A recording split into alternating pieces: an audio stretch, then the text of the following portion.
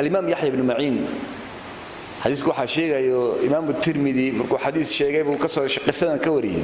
سو وحو يري محمد بن الفضل با وحو يري يحيى بن معين بايم يحيى بن معين وامير المؤمنين في الحديث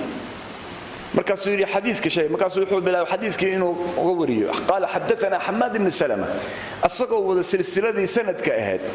ايو وحو يري كتاب كذا كشيء لي الحديث كواجعلان لها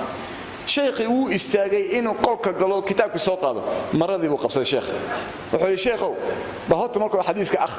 xifdigaada ka akhri kadib kitaabka doono maxaa dhacay buu yiri waxaan ka baqay inta xaq ku maqan tahay inaan sahleeli weyno oo geerida ino ku iman karto oo ana dhiman karo bal hada xadiiska hadda inta ila joogto bal ii qor raga waxay ahaayeen waqtigooda ku xisaabtami jireen inuusan kala yacmin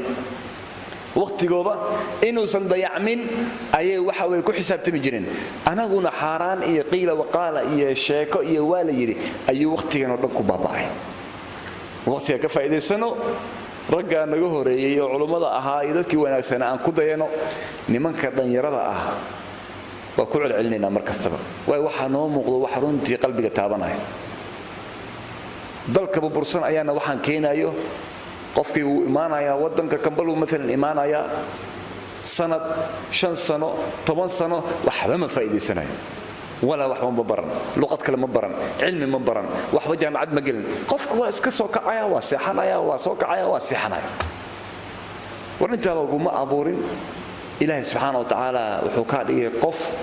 cilmi buu wuxuu ku siiyay wanaag wuxuu ku siiyay caafimaad ka faa'iideyso insha Allah ta'ala